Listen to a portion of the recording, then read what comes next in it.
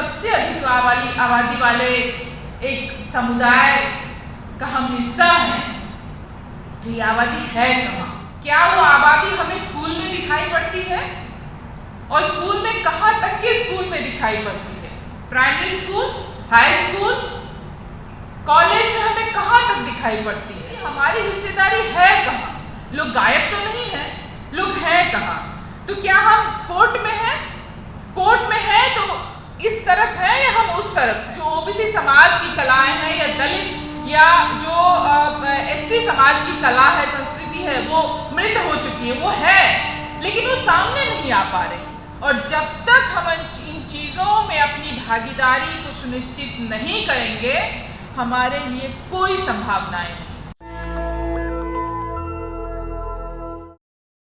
जब आप ओबीसी की बात करते हैं तो देश की एक बहुत बड़ी आबादी की बात करते हैं, और उस बहुत बड़ी आबादी में यदि आप अंतर्राष्ट्रीय सम्मेलन कर रहे हैं और उसमें संख्या इतनी न्यून हो, कम हो, तो बहुत दुख होता है। शायद कमी हमारे सांगठनिक क्षमता में हो सकती है, कमी हमारे पूरे ओबीसी समुदाय या पूरे ओबीसी समाज की हो सकती है, कमी जिसकी भी हो, लेकिन वो कमी हमें दिखाई देती है। और इस कमी को पूरा करना ही हमारे लिए सबसे बड़ी चुनौती है। मुझे लगता है कि जब हम इस कमी को पूरा कर लेंगे तो उस दिन हमारी चुनौतियां कम हो जाएंगी, खत्म तो नहीं होंगी, कम हो जाएंगी।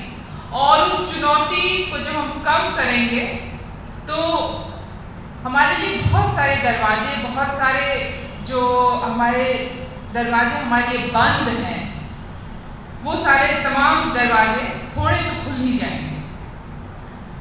और जब हम यहाँ बात कर रहे हैं कि लोग कम हैं, तो उससे मेरा मतलब है कि लोग जागृत नहीं हैं, इसलिए भी लोग कम हैं। हमारी आबादी देश में सबसे अधिक है, तो एक सवाल उठता है कि जब सबसे अधिक आबादी वाले एक समुदाय का हम हिस्सा हैं, तो ये आबादी है कहाँ? ये एक सोचने वाली बात है कि आबादी कहाँ है। अदृश्य तो नहीं है, शून्य में नहीं है, हवा में तो नहीं हो सकती है, इसी जमीन, इसी धरातल पर है, देश के अलग हिस्सों में, विश्व के अलग अलग हिस्सों में है। तो वो आबादी है कहाँ? क्या वो आबादी हमें स्कूल में दिखाई पड़ती है? और स्कूल में कहाँ तक के स्कूल में दिखाई पड़ती है? Primary school, high school, college में हमें कहाँ तक दिखाई पड़ती है?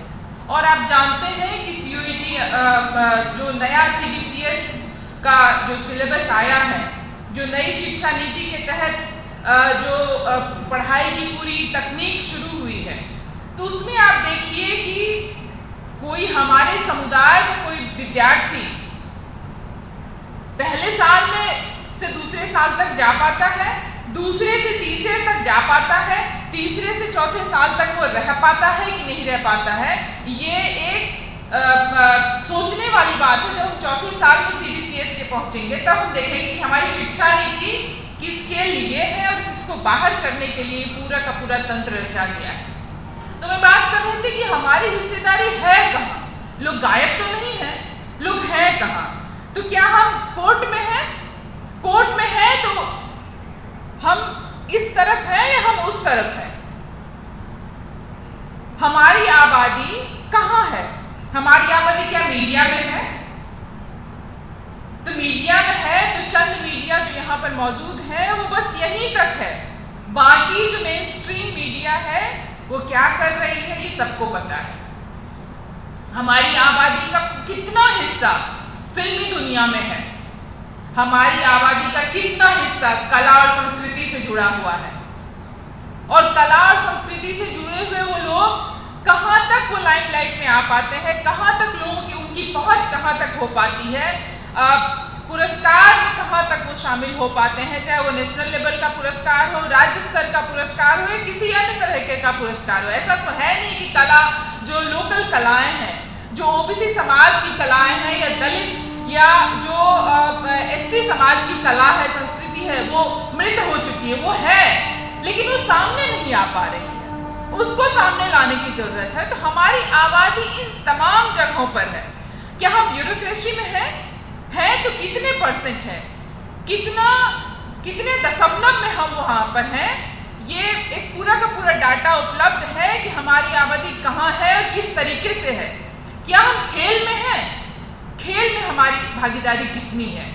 और जब तक हम इन चीज़ों में अपनी भागीदारी को सुनिश्चित नहीं करेंगे, हमारे लिए कोई संभावनाएं नहीं। और इन तमाम जगहों पर अपनी पहचान बनाना, अपनी पहुंच बनाना, अपने आप को साबित करना, ये हमारे लिए सबसे बड़ी चुनौती है। और हम हैं कहाँ, हम कहाँ पाए जा रहे हैं। हमारे देश की आबादी का बड़ा हिस्सा अभी आपको खेतों में दिखाई देगा।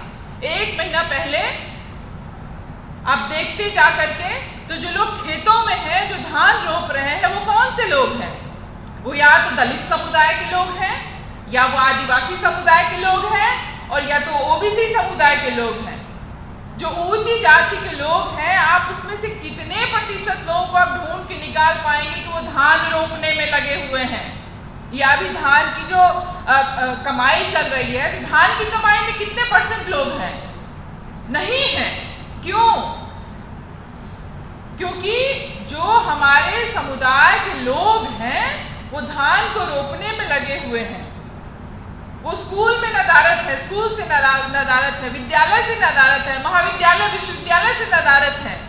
या तो आपको खेतों में मिलेंगे, या उन पे जो जिस तरीके के कोर्ट में केस किए जाते हैं वो आपको जेलों में मिलेंगे। तो खेत से बहुत अच्छी बात है, खेत हम करेंगे, खेती भी करेंगे, किसानी भी करेंगे, लेकिन उसके साथ साथ जब तक शिक्षा में हमारी पहुंच नहीं बनेगी, जब तक हम कला और संस्कृति का हिस्सा नहीं बनेंगे, जब तक हम खेल में अपनी भागीदारी नहीं मजबूत तरीके से रखेंगे, जब तक हम ब्यूरोक्रेसी में नहीं पहुंचेंगे, तब तक हमारे लिए हमारी यही स्थिति बनी रहेगी। हमारी जो दशा है, जो सोच का भी हिस्सा है, हमारी यही स्थिति बनी रहेगी। और हमारा जो आरक्षण है उसको खत्म किया जाएगा, और उसके खिलाफ जो हमारा आरक्षण खत्म किया जा रहा है उसके खिलाफ आवाज उठाने वाला कोई नहीं बचेगा।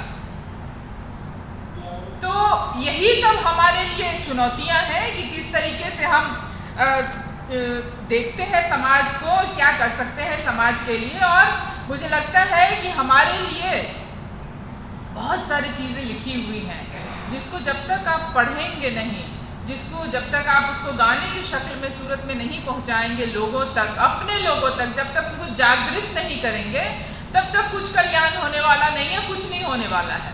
इस तरीके के सेमिनार होते रहेंगे, हम सुनेंगे, घर जाएंगे, खा पी कर सो जाएंगे, और बात वही की वही रह जाएगी। तो अपने लोगों को कबीर को पढ़ने के लिए हमें प्रेरित करना चाहिए। बाबा साहब को पढ़िए, कांशीराम को पढ़िए,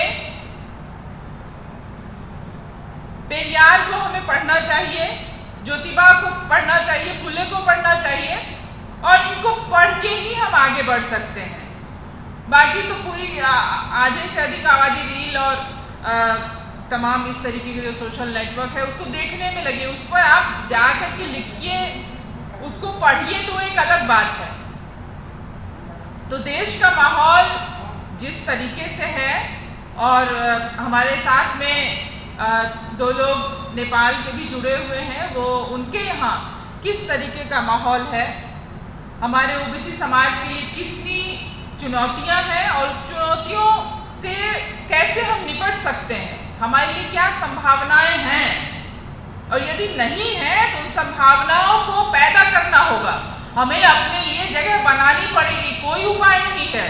और यदि आप जगह नहीं बनाएंगे, पीछे हटते जाएंगे, तो आपको अपनी ज़मीन से भी बेदखल कर दिया जाएगा, जिसमें आप धान रोपते हैं, जहाँ पर आप बटाई करते हैं, जिसकी दूसरों की ज़मीन पर आप धान रोपते हैं, तो उसका आपको धान या गेहूँ या मड़ुआ या मकई, गेहूँ कुछ भी आपको खाने के लिए भी नहीं दिया जाएगा।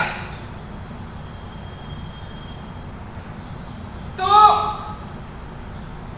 इस तरीके के माहौल में हमें लगता है कि हमें आगे बढ़ने की ज़रूरत है।